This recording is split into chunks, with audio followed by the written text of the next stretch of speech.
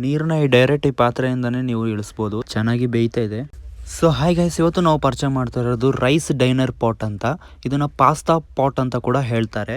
ಇದು ಓದ್ ವಿಡಿಯೋದಲ್ಲಿ ತೋರಿಸ್ಕೊಟ್ಟಿನಲ್ಲ, ದೀಪನ್ ಕಂಪ್ನಿ ಅಂತ, ಅದೇ ಕಂಪ್ನಿಯಿಂದ ಬಂದಿರೋಂಥ ಒಂದು ಪ್ರಾಡಕ್ಟ್. ಇದು ಸ್ಟೈನಸ್ ಸ್ಟೀಲ್ ಆಗಿದೆ. ಇದು ಒಳ್ಳೆ ಸ್ಟೈನಸ್ ಸ್ಟೀಲು. ಗ್ಯಾಸ್ ಸ್ಟವ್ ಮೇಲೆ ಕೂಡ ಇಡ್ಬೋದು ಮತ್ತು ಕರೆಂಟ್ ಸ್ಟವ್ ಮೇಲೆ ಕೂಡ ಇಡ್ಬೋದು. ಎರಡರಲ್ಲೂ ಯೂಸ್ ಆಗುತ್ತೆ. ಈಗ ರೈಸ್ ಕುಕ್ಕರಲ್ಲಿ ಮಾಡೋಕ್ಕಾಗಲ್ಲ ಅನ್ನೋರಿಗೆ, ಪಾತ್ರೆಯಲ್ಲೇ ಮಾಡಬೇಕು ಅನ್ನೋರಿಗೆ ಇದು ಒಳ್ಳೆ ಪ್ರಾಡಕ್ಟ್ ಅಂತ ಹೇಳ್ಬೋದು. ತುಂಬ ಜನಕ್ಕೆ ರೈಸ್ ಕುಕ್ಕರಲ್ಲಿ ಮಾಡೋಕ್ಕಾಗಲ್ಲ, ಪಾತ್ರೆಯಲ್ಲೇ ಮಾಡಬೇಕು ಅಂದರೆ ಅಂಥವರಿಗೆ ತುಂಬ ಒಳ್ಳೆ ಯೂಸ್ಫುಲ್ ಪ್ರಾಡಕ್ಟ್ ಅಂತ ಹೇಳ್ಬೋದು ಇದು. ಈಗ ನಮಗೆ ಅನ್ನ ಆದಮೇಲೆ ನೋಡಿ, ಈ ಥರ ಒಂದು ಲಾಕ್ ಕೂಡ ಇದಕ್ಕೆ ಕೊಟ್ಟಿದ್ದಾರೆ.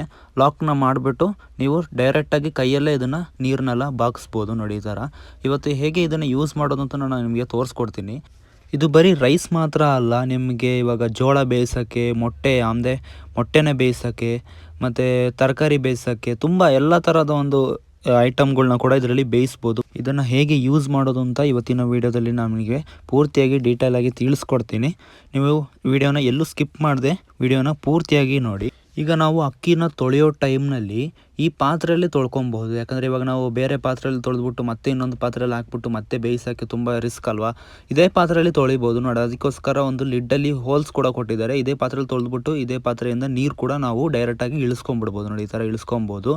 ಇದರಲ್ಲೇ ತೊಳೆದು ನೀವು ಇದರಲ್ಲೇ ಈ ಪಾತ್ರೆಯಲ್ಲೇ ನೀವು ಆ ನೀರನ್ನ ಫುಲ್ಲು ಡ್ರೈ ಮಾಡಿಸ್ಕೊಬೋದು. ನೋಡಿ ಈ ಥರ ಹೋಲ್ಸ್ ಕೊಟ್ಟಿದ್ದಾರೆ. ಇದನ್ನು ನಾವು ಇವಾಗ ಸ್ಟವ್ ಮೇಲೆ ಇಟ್ಬಿಟ್ಟು ಕೂಡ ನಿಮಗೆ ತೋರಿಸ್ಕೊಡ್ತೀನಿ ಹೇಗೆ ಯೂಸ್ ಮಾಡೋದು ಅಂತ. ಕರೆಂಟ್ ಸ್ಟವಲ್ಲಿ ಇಟ್ಬಿಟ್ಟು ತೋರಿಸ್ಕೊಡ್ತಾ ಇದ್ದೀನಿ ನಿಮಗೆ. ಇವಾಗ ಕರೆಂಟ್ ಸ್ಟವ್ ಮೇಲೆ ಇಡ್ಬೋದು ಈ ಪಾತ್ರೆನ, ನಿಮಗೆ ಏನು ಪ್ರಾಬ್ಲಮ್ ಆಗೋಲ್ಲ. ಕೆಳಗಡೆ ಅಡಿ ಪ್ಲೈನ್ ಇದೆಯಲ್ಲ, ಕರೆಂಟ್ ಸ್ಟವ್ ಮೇಲೆ ಕೂಡ ಇಡ್ಬೋದು. ಇದೊಂದು 7 ಲೀಟರ್ 8 ಲೀಟ್ರ್ವರೆಗೂ ನೀರು ಹಿಡಿಯುತ್ತೆ ಇದರಲ್ಲಿ. ನಾನಿವಾಗ ಕರೆಂಟ್ ಸ್ಟವ್ ಮೇಲೆ ಇಟ್ಟಿದ್ದೀನಿ. ಗ್ಯಾಸ್ ಸ್ಟವ್ ಮೇಲೆ ಕೂಡ ಯೂಸ್ ಮಾಡ್ಬೋದು. ಕರೆಂಟ್ ಸ್ಟವ್ ಇಲ್ಲದೆ ಇರೋರಿಗೆ ಗ್ಯಾಸ್ ಸ್ಟವ್ ಮೇಲೆ ಕೂಡ ಇಟ್ಟು ಯೂಸ್ ಮಾಡ್ಬೋದು. ನಾನಿವಾಗ ಅಕ್ಕಿ ಹಾಕಿ ತೋರಿಸ್ಕೊಡ್ತೀನಿ. ಅಕ್ಕಿ ಹಾಕ್ತಾಯಿದ್ದೀನಿ. ನೀವು ರೈಸ್ ನೀರನ್ನ ಬೇರೆ ಪಾತ್ರೆಗೆ ಹಾಕ್ಬಿಟ್ಟು ಬಗ್ಸ್ಬೇಕು ಅನ್ನೋ ಒಂದು ಅವಶ್ಯಕತೆ ಏನೂ ಇಲ್ಲ. ಇದರಿಂದನೇ ಡೈರೆಕ್ಟಾಗಿ ನೀವು ನೀರನ್ನ ಕೈಯಲ್ಲಿ ಇಟ್ಕೊಂಡೇ ಬಗ್ಸ್ಬೋದು. ನೋಡಿ ಈ ಥರ ಲಾಕ್ ಕೊಟ್ಟಿದ್ದಾರೆ. ಅದು ಹೆಂಗೆ ಯೂಸ್ ಮಾಡೋದು ಅಂತ ಕೂಡ ತೋರಿಸ್ಕೊಡ್ತೀನಿ. ಇದು ಬಿಸಿ ಆದಮೇಲೆ ಬೆಂದ ಮೇಲೆ ನಾನು ನಿಮಗೆ ವಿಡಿಯೋದಲ್ಲಿ ತೋರಿಸ್ಕೊಡ್ತೀನಿ.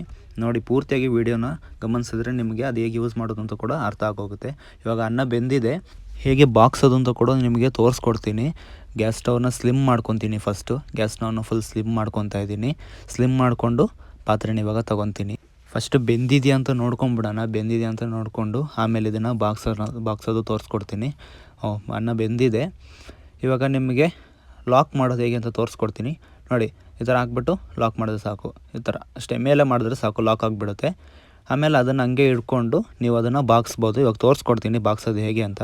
ನೋಡಿ ಈ ಥರ ಸ್ವಲ್ಪ ಟ್ಯಾಪ್ ನೀರು ಕೂಡ ಆನ್ ಮಾಡ್ಕೊಳ್ಳಿ. ಯಾಕಂದರೆ ಅದು ಬಿಸಿ ಇರುತ್ತಲ್ಲ, ಬಿಸಿ ಇದ್ರ ಮೇಲೆ ಕೈ ಮೇಲೆಲ್ಲ ಬಿದ್ದುಬಿಟ್ರೆ ಕಷ್ಟ ಆಗುತ್ತೆ. ಟ್ಯಾಪ್ ನೀರು ಆನ್ ಮಾಡಿಕೊಂಡ್ರೆ ಆ ನೀರಿಗೂ ಈ ನೀರಿಗೂ ಸ್ವಲ್ಪ ಮೀಡಿಯಮ್ ಅಂದರೆ ತಣ್ಣಗಾಗುತ್ತೆ ನೀರು. ಆ ಬಿಸಿ ನೀರಲ್ಲಿ ಬಿದ್ದಾಗ ನೀರು ತಣ್ಣಗಾಗ್ಬಿಡುತ್ತೆ. ನೋಡಿ ಈ ಥರ ಬಾಗಿಸ್ಕೊಬೋದು.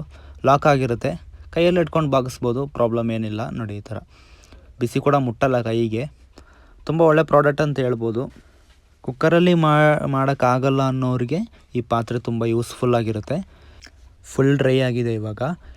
ಇವಾಗ ನಾವು ಬೇಕಾದರೆ ಇನ್ನೂ ಸ್ವಲ್ಪ ನೀರು ಇಳಿಬೇಕು ಅಂದರೆ ಬೇರೆ ಪಾತ್ರೆ ಮೇಲೆ ಇಟ್ಬಿಟ್ಟು ಕೂಡ, ನಿಮಗೆ ಇವಾಗ ಗಂಜಿ ಪಾತ್ರೆ ಅಂತಲೇ ಒಂದು ಬರುತ್ತೆ, ಆ ಗಂಜಿ ಪಾತ್ರೆ ಮೇಲೆ ಇಟ್ಬಿಟ್ಟು ಇನ್ನೂ ಸ್ವಲ್ಪ ನೀರನ್ನ ಜಾಸ್ತಿನೇ ಡ್ರೈ ಮಾಡ್ಕೊಬೋದು. ನೋಡಿ ಅನ್ನ ಬೆಂದಿದೆ, ಚೆನ್ನಾಗೇ ಬೆಂದಿದೆ. ಕುಕ್ಕರಲ್ಲಿ ಮಾಡೋರಿಗೆಲ್ಲ ತುಂಬ ಯೂಸ್ಫುಲ್ ಆಗಿರುತ್ತೆ. ಇವಾಗ ನಾನು ಜೋಳ ಕೂಡ ನಿಮಗೆ ಬೇಯಿಸಿದ್ರಲ್ಲಿ ತೋರಿಸ್ಕೊಡ್ತೀನಿ. ಜೋಳ ಕೂಡ ಬೇಯಿಸ್ಬೋದು. ನೋಡಿ ರೈಸ್ ಮಾತ್ರ ಅಲ್ಲ, ಜೋಳ, ಮೊಟ್ಟೆ, ತರಕಾರಿ ಎಲ್ಲ ಥರ ಒಂದು ಐಟಮನ್ನು ಕೂಡ ಇದರಲ್ಲಿ ಬೇಯಿಸ್ಬೋದು. ನಾನಿವಾಗ ಜೋಳನ ನಿಮಗೆ ಬೇಯಿಸಿ ತೋರಿಸ್ಕೊಡ್ತೀನಿ. ಈಗ ನಾವು ಮೊಟ್ಟೆ ಬೇಯಿಸೋಕ್ಕೆ ಒಂದು ಪಾತ್ರೆ, ತರಕಾರಿ ಬೇಯಿಸೋಕ್ಕೆ ಒಂದು ಪಾತ್ರೆ, ಮತ್ತು ರೈಸ್ ಮಾಡೋಕ್ಕೆ ಒಂದು ಪಾತ್ರೆ ತೊಗೊಬೇಕಿತ್ತು. ಇವಾಗ ಪ್ರಾಬ್ಲಮೇ ಇಲ್ಲ ನೋಡಿ, ಎಲ್ಲ ಒಂದೇ ಒಂದು ಪಾತ್ರೆಯಲ್ಲಿ ಎಲ್ಲ ಥರದಂಥ ಒಂದು ಐಟಮ್ಸ್ನ ಕೂಡ ನಾವು ಬೇಯಿಸ್ಕೊಬೋದು. ಈಗ ಬೆಂದಿದೆ ಅಂತ ನೋಡೋಣ. ಬೆಂದಿದೆ. ಇದನ್ನು ಕೂಡ ನಾವು ಡೈರೆಕ್ಟಾಗಿ ಈ ನೀರನ್ನ ನಾವು ಇಳಿಸ್ಕೊಬೋದು ಇದೇ ಥರನ. ಇವಾಗ ರೈಸ್ ನೀರನ್ನ ನಾವು ಹೇಗೆ ಇಳಿಸಿದ್ವೋ ಅದೇ ಥರ ಇದ್ರದ್ದು ನೀರು ಕೂಡ ಇಳಿಸ್ಬೋದು.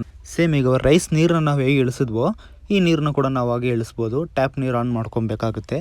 ನೋಡಿ ಈ ಥರ ಇಳಿಸ್ಬೋದು. ಇದೊಂದೇ ಪ್ರಾಡಕ್ಟ್ ಅಲ್ಲ, ನಮ್ಮ ಹತ್ರ ತುಂಬ ಪ್ರಾಡಕ್ಟ್ಸ್ಗಳಿದೆ. ರೊಟ್ಟಿ ಮಿಷಿನ್ ಇದೆ, ಹೋಳಿಗೆ ಶೀಟ್ ಇದೆ, ಮತ್ತು ಕೊಕೊನಟ್ ಸ್ಕ್ರ್ಯಾಪರ್, ಟೇಬಲ್ ಮೇಲೆ ಇಟ್ಬಿಟ್ಟು ತುರಿಯುವಂಥ ಕೊಕೊನಟ್ ಸ್ಕ್ರ್ಯಾಪರ್ ಕೂಡ ಇದೆ. ಮತ್ತು ನೂಲು ಪುಟ್ಟು ಮಾಡುವಂಥ ಒಂದು ಸ್ಟ್ಯಾಂಡ್ ಇದೆ. ನೂಲು ಪುಟ್ಟದು ಚಿಕ್ಕದು ಕೈಯಲ್ಲಿ ತಿರುಗಿಸೋದು ಬರುತ್ತಲ್ಲ, ಅದಕ್ಕೆ ಅಂತ ಒಂದು ಸ್ಟ್ಯಾಂಡ್ ಕೂಡ ನಮ್ಮ ಹತ್ರ ಅವೈಲೇಬಲ್ ಇದೆ. ನಿಮಗೆ ಈ ಪ್ರಾಡಕ್ಟ್ ಬೇಕಂದರೆ ನಮ್ಮ ಹತ್ರನೇ ಅವೈಲೇಬಲ್ ಇದೆ. ನೀವು ಅಡ್ರೆಸ್ನ ವಾಟ್ಸಪ್ ಮಾಡಿದ್ರೆ ಸಾಕು. ನಂಬರ್ ಕೊಟ್ಟಿರ್ತೀವಿ, ಅಡ್ರೆಸ್ನ ವಾಟ್ಸಪ್ ಮಾಡಿದ್ರೆ ಸಾಕು.